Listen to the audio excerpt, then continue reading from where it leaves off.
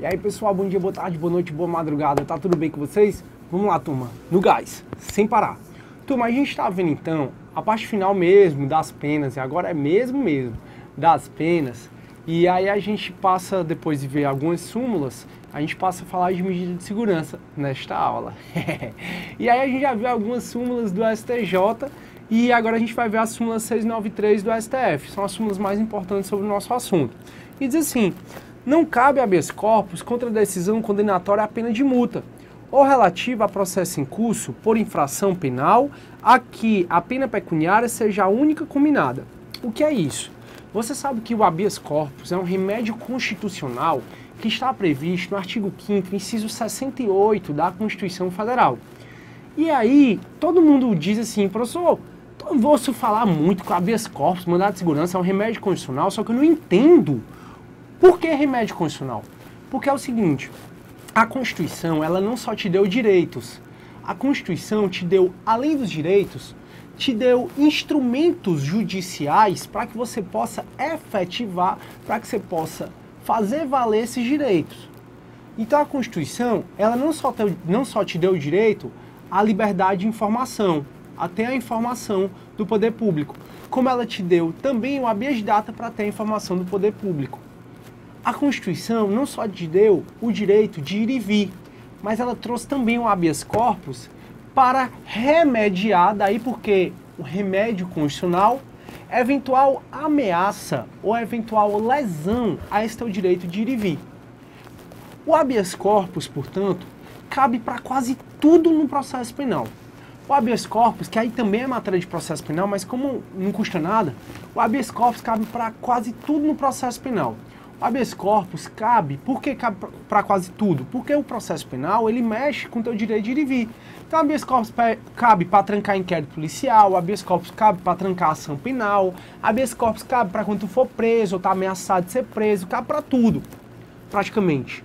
Só que existem algumas limitações e essa súmula, ela é bem lógica. Ela diz assim: não cabe habeas corpus contra a decisão condenatória a pena de multa ou relativa a processo em curso por infração a que a pena pecuniária, ou seja, pena de multa, seja a única combinada. Turma, multa não diz respeito ao meu direito de ir e vir.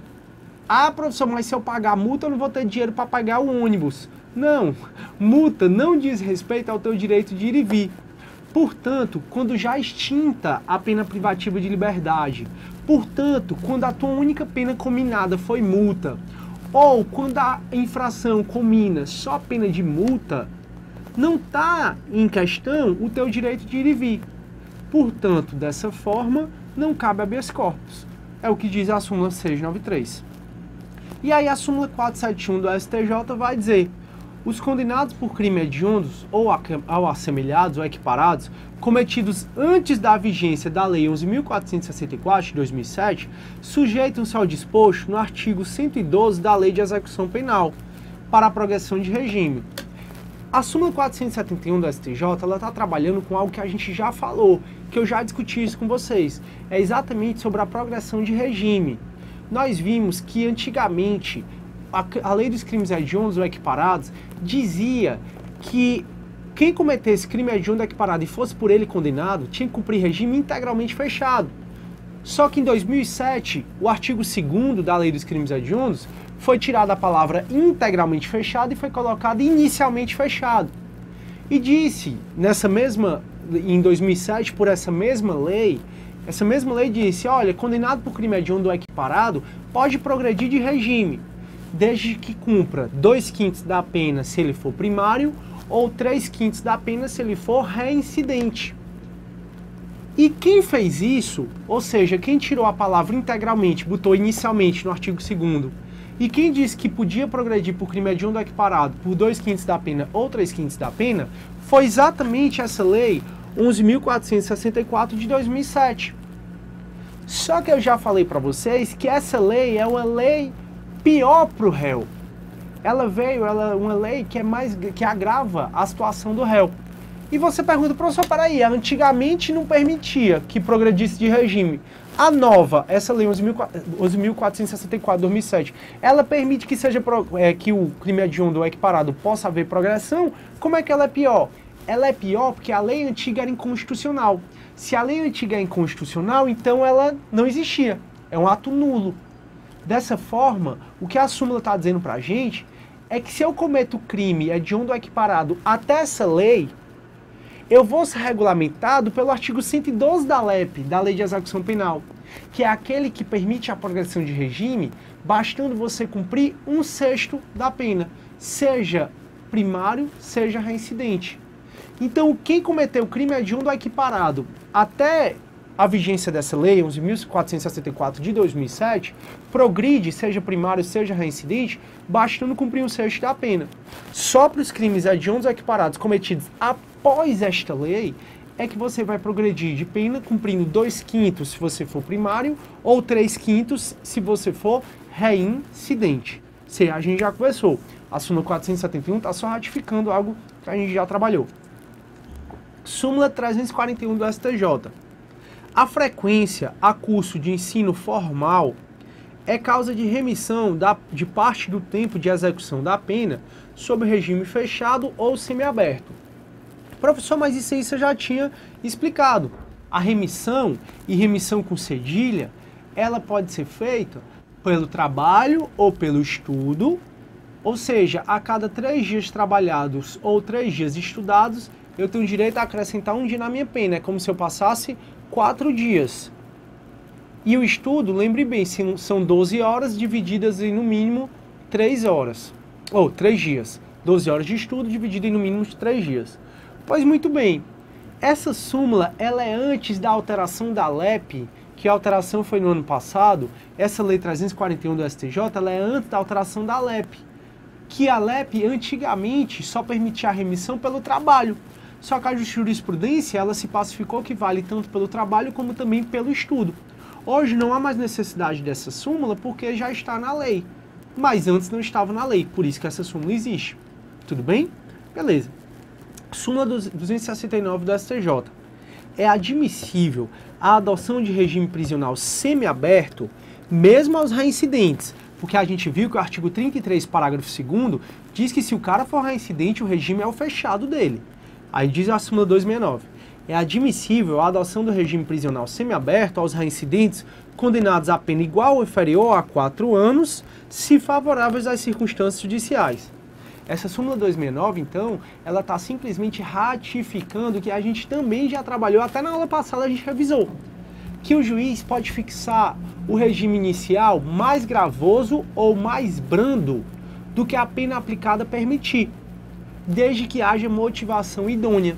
E a súmula 269 está só dizendo, é admissível sim a adoção do regime semiaberto, mesmo se o cara for reincidente, se ele foi condenado a pena igual ou inferior a 4 anos, que aí seria o aberto, né?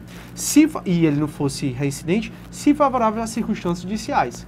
Repito, para a jurisprudência, o regime inicial pode ser aquém ou além, ou seja, mais grave ou mais brando do que a pena aplicada permitir, desde que haja motivação idônea. E aí, turma, a gente termina aqui de falar de 5 súmulas, e aí a gente passa para a medida de segurança. Então vamos lá. Súmula 192 do STJ.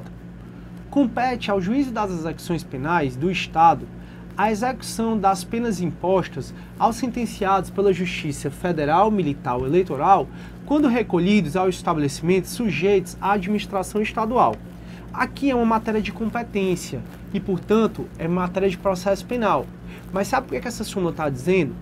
Está dizendo que se o indivíduo cumpre pena num estabelecimento prisional estadual, é o juiz das execuções estadual que vai ser o gestor da pena dele, que vai ser o competente para apreciar tudo relacionado à pena do indivíduo. Em outras palavras, não importa se eu fui condenado pela justiça especial, ou seja, pela justiça militar, pela justiça eleitoral, não importa se eu fui condenado pela justiça federal, tanto faz se eu cumpro pena no estabelecimento prisional estadual, o juiz competente para apreciar tudo relacionado à minha execução penal é o juiz das execuções estadual. Professor, e se for o contrário? E se for, por exemplo, um condenado pela justiça estadual cumpre pena no estabelecimento prisional federal? Quem seria o juiz das execuções competentes? O estadual ou o federal? Muito embora não tenha súmula e muito embora ainda seja controverso, a jurisprudência majoritária diz que se o estabelecimento é federal, quem vai cuidar da execução penal daquele indivíduo é o juiz federal, independentemente se ele foi condenado pela justiça estadual. Então você pode concluir da seguinte forma: independentemente por quem o cara foi condenado, se ele cumpre pena no estabelecimento prisional estadual, é o juiz das execuções estadual que vai ser responsável pela execução da pena dele, que vai ser competente para apreciar todo e qualquer pedido dele. Agora, se ele cumpre pena num estabelecimento prisional federal, independentemente de quem condenou ele, quem vai ser competente para apreciar o processo dele, os pedidos dele na execução, é o juiz das execuções federais. A gente chega a essa conclusão. Súmula 40 do STJ. Para a obtenção dos benefícios da saída temporária e trabalho externo, considera-se o tempo de cumprimento de pena no regime fechado. Ou seja, para que seja possível avaliar se o indivíduo teve bom comportamento penitenciário, por exemplo, para ser concedida tanto a saída temporária como o trabalho externo, se considera o tempo que ele cumpriu pena no regime fechado. Não se considera, portanto, no tempo que ele cumpriu pena no regime semiaberto. Essa súmula ela vem sendo relativizada. O bom comportamento penitenciário é para tudo. Só que eu coloquei, tanto se ele estiver no regime fechado, como se ele estiver no regime semiaberto. Pois é, mas eu coloquei essa súmula 40 do STJ, porque a gente já combinou que se cair letra da súmula, você vai colocar como correto. Para a obtenção dos benefícios de saída temporária e o trabalho externo, considera-se o tempo de cumprimento de pena no regime fechado. Em tese, não valeria no semiaberto. Só que mesmo o bom comportamento penitenciário, ele mesmo pode ser atestado tanto no fechado como também no semiaberto. Muito embora essa súmula não diga isso expressamente. Súmula 231 do STJ. A incidência de circunstância atenuante não pode conduzir à redução da pena abaixo do mínimo legal. O que é que essa súmula 231 está falando para a gente, turma? Está falando algo que você já sabe. Vocês lembram da dosimetria da pena, né?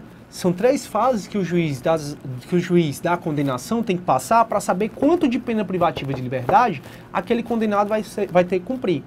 E eu falei para vocês, queridos amigos, tanto na primeira como na segunda fase, o juiz está adstrito ao mínimo e ao máximo.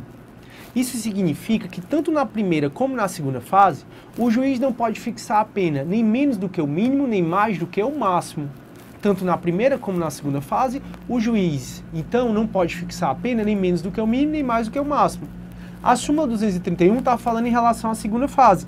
A incidência de circunstância atenuante não pode conduzir à redução de pena abaixo do mínimo legal. E nem de agravante pode conduzir a pena acima do mínimo legal. Vai pelo que eu estou te dizendo. Primeira e segunda fase não pode nem menos do que o mínimo e nem mais do que o máximo. E finalmente, pessoal, só mais 2 súmulas para a gente começar a medida de segurança, e essas 2 súmulas falam sobre suspensão condicional do processo. Suspensão condicional do processo a gente conversou recentemente, está exatamente prevista no artigo 89 da Lei de Juizados Especiais, que é a Lei 9.099 de 95. Lembro que a gente diferenciou a suspensão condicional do processo do SUSI mesmo, tanto é que a suspensão condicional do processo é chamada de SUSI processual, e o SUSI é a suspensão condicional da pena. Pois muito bem, a suspensão condicional do processo, que está no artigo 89 da Lei de Juizados Especiais, que é cabível para qualquer crime em que a pena mínima é igual ou menor do que 1 ano, ela tem 2 súmulas relacionadas, mais importantes, que é a súmula 337 do STJ, que vai dizer assim: é cabível a suspensão condicional do processo na desclassificação do crime e na procedência parcial da pretensão punitiva. Professor, não estou entendendo o que é que significa essa súmula. Às vezes, queridos amigos, o Ministério Público processa a gente por algum crime, pelo roubo, por exemplo. E o roubo, como a pena mínima do roubo é maior do que 1 ano, não cabe suspensão condicional do processo. Acontece que muitas vezes o juiz desclassifica. Desclassificar é tirar de um crime e colocar em outro crime. Se o juiz desclassifica o crime, ou seja, tira do roubo, e leva para o furto, é cabível a suspensão condicional do processo. Isso é desclassificação. É tirar o crime de um artigo e colocar em outro artigo, encaixá-lo em outro artigo. Se o juiz desclassifica e nota que a pena mínima é igual ou menor do que 1 ano, o juiz intima o Ministério Público para oferecer a suspensão condicional do processo, já que a pena mínima agora é menor do que 1 ano. Entendi, professor. Turma, quando você for estudar processo penal, o professor de processo penal vai explicar para vocês a emendatio libelli, que está no artigo 383 do Código de Processo Penal, e a mutatio libelli, que está no artigo 384 do Código Penal. Tanto a emendatio libelli como a mutatio libelli são causas diferentes, claro, que vai ocorrer a desclassificação do crime. Vai retirar o crime de um artigo e vai colocar em outro. E exatamente o 383 e o 384 do Código de Processo Penal, ele já coloca exatamente como está na súmula. Ora, se em razão da desclassificação o crime for para um que a pena mínima é igual ou menor do que 1 ano, cabe sim a suspensão condicional do processo. O juiz, antes de condenar, vai intimar o Ministério Público para tentar suspender o processo. Tudo bem? E professor, o que é isso? Procedência parcial da pretensão punitiva. Turma, pretensão punitiva é a pretensão do Estado de punir os autores dos crimes. E para o Estado conseguir punir os autores dos crimes, ele precisa do Ministério Público para ajuizar as ações penais públicas, como a gente vai até estudar a ação penal na nossa próxima matéria, no nosso próximo módulo. Pois muito bem, se eu estiver sendo processado por mais de um crime, e a soma das penas mínimas desses crimes der maior do que 1 ano, não vai ser cabível a suspensão condicional do processo. Por exemplo, eu estou sendo processado por estelionato, que cabe suspensão condicional do processo, e por roubo. Somando a pena mínima de 1 ano do estelionato e somando a pena mínima do roubo, dá maior do que 1 ano, já que a própria pena mínima do estelionato já é 1 ano. Então não tem que se oferecer transação penal, não tem que se oferecer a suspensão condicional do processo, exatamente porque a pena mínima dos dois supera 1 ano.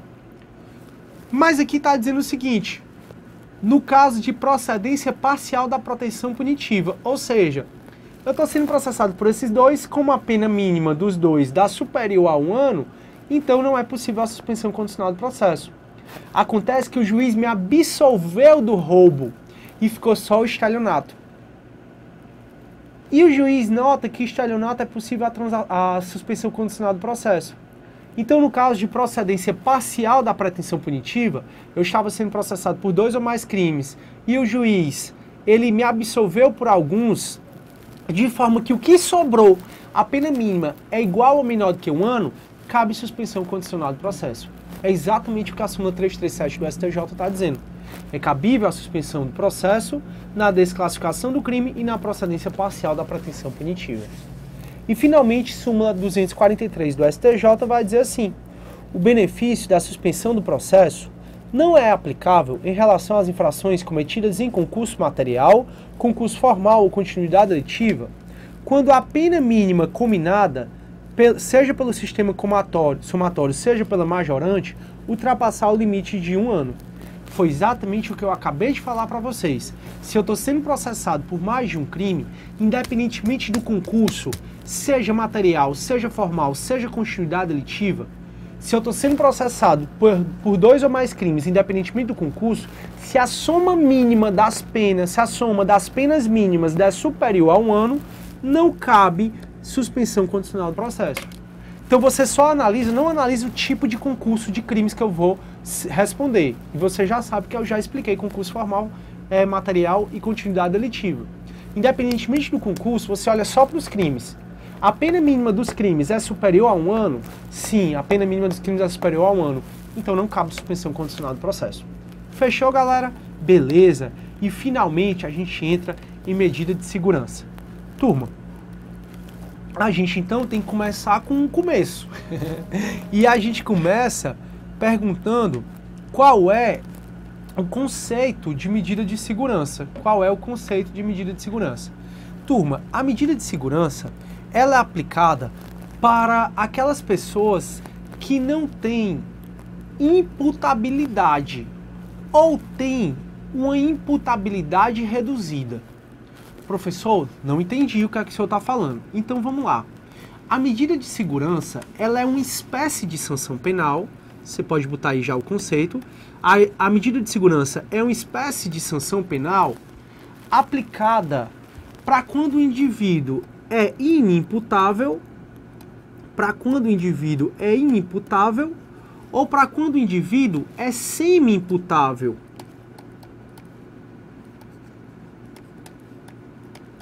E também para aqueles em que durante a execução da pena sobrevém uma doença mental. Então, medida de segurança é uma espécie de sanção penal, ela é uma sanção penal aplicável para o inimputável, e não esqueça que a gente já trabalhou sobre isso. O inimputável é aquele previsto no artigo 26 caput do Código, para o semi-imputável, que é o previsto, que está no artigo 26, parágrafo único do Código Penal. Tá, a medida de segurança ela é prevista para o inimputável, para o semi-imputável, é uma espécie de sanção penal aplicada ao inimputável ou ao semi-imputável, ou para aquele em que sobrevém doença mental durante a execução da pena, ou para aquele que sobrevém doença mental durante a execução da pena. Queridos amigos, só para relembrar, para definir o inimputável, o nosso Código Penal adotou a teoria biopsicológica. Para definir o inimputável, o nosso Código Penal adotou a teoria biopsicológica. E essa teoria diz que o inimputável é aquele que, por doença mental ou desenvolvimento mental incompleto ou retardado, era ao tempo do crime, ao tempo da ação ou da omissão, inteiramente incapaz de entender o caráter lícito do fato.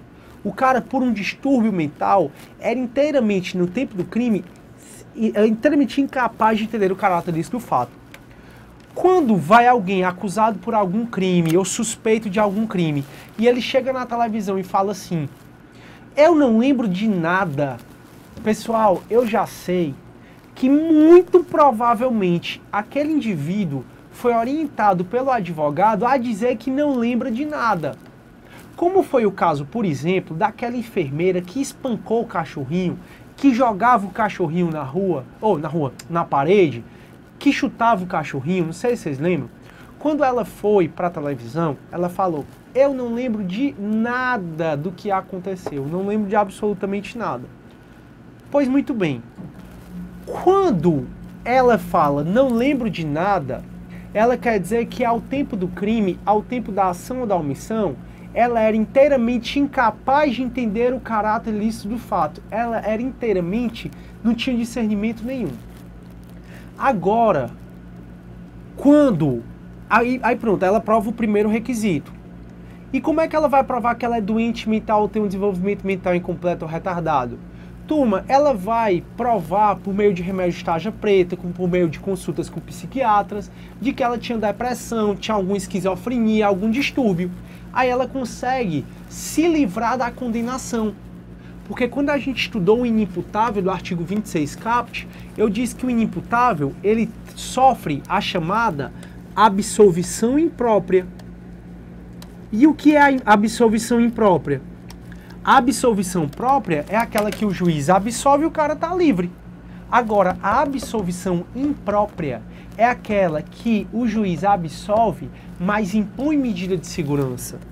E eu até disse para vocês que a absolvição imprópria, a que o juiz absolve, mas impõe medida de segurança, ela é destinada para o inimputável e tem previsão legal no artigo 387, parágrafo único, inciso 3º do CPP. Essa absolvição imprópria, ela tem previsão legal no artigo 387, parágrafo único, inciso 3º do CPP. Perfeito, professor. Estou entendendo. Então, o inimputável é aquele que, além do desenvolvimento mental incompleto ou retardado ou uma doença mental, era ao tempo do crime inteiramente capaz de entender o caráter lícito do fato. Exatamente. Já o semi-imputável, que mais modernamente a gente chama de imputável com responsabilidade penal diminuída, ele tem um certo discernimento. O semi-imputável é aquela pessoa que tem uma doença mental, que tem um desenvolvimento mental incompleto ou retardado, só que ele, pessoal, tem um certo discernimento.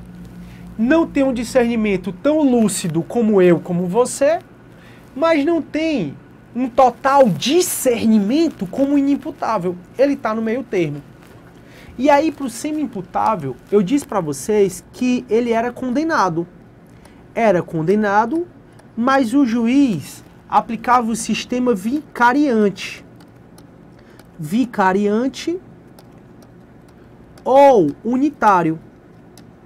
Que na realidade, a gente só diz que é vicariante ou unitário porque a exposição de motivos do Código Penal diz que é vicariante ou unitário. Porque na realidade, não é sistema vicariante ou unitário. Bom, mas se cair você vai dizer que é. E como é que o juiz faz se detecta que o indivíduo é semi-imputável? Por esse sistema vicariante ou unitário, o juiz ele vai condenar o semi-imputável, mas vai ou aplicar a medida de segurança, ou vai aplicar a pena, só que a pena é diminuída. Então o juiz pode optar ou por colocar o indivíduo em medida de segurança, ou mandar ele cumprir pena, mas com pena diminuída.